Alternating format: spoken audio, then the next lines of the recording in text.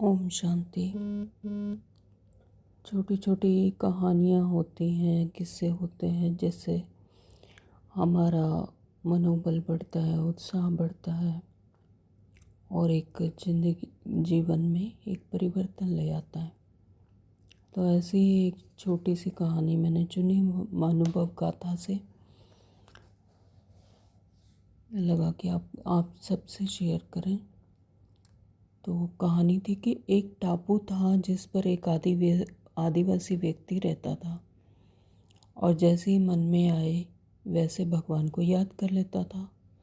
तो जब खाना खाता तो दिल से कहता, भगवान आओ मेरे साथ खाना खाओ। तो उसका जीवन बहुत अच्छा चल रहा था।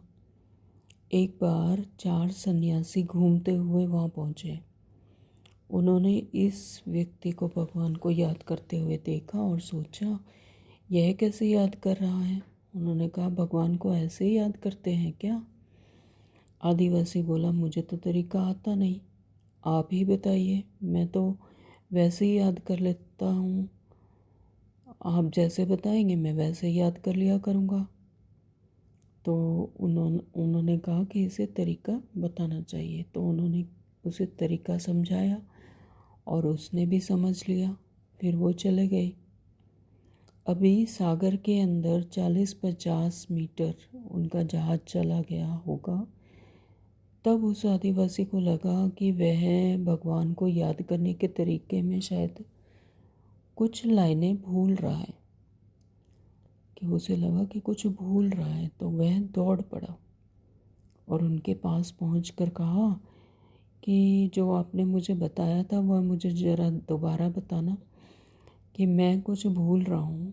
सन्यासी हक्के बक्के रह गए कि यह पानी पर दौड़ता हुआ कैसे आ गया। ये तो वो पानी पर दौड़ता हुआ आ रहा है। बोले, हम तुमको तरीका ज़रूर बताएंगे, लेकिन पहले तुम हमें यह बताओ कि तुम पानी पर दौड़े कैसे। तो उसने कहा, मैंने भगवान से एक ही बात कही कि गोल्डन चांस है आपके बारे में जानने का भगवान। दौड़ मैं लूँगा, डूबने तुम मत देना। तो यह बात मेरे दिल में इतनी गहरी बैठ गई कि दौड़ना तो हमें पड़ेगा, डूबने वो नहीं देगा। तो यह उसकी गारंटी है। दौड़ने का पहला कदम हमें उठाना है, यानी परमात्मा की तरफ हम एक कदम बढ़ाते तो 1000 कदम से वो हमारे मदद करता है। तो दौड़ने का पहला कदम हमें ही उठाना पड़ेगा। ओम शांति। Thank you Baba.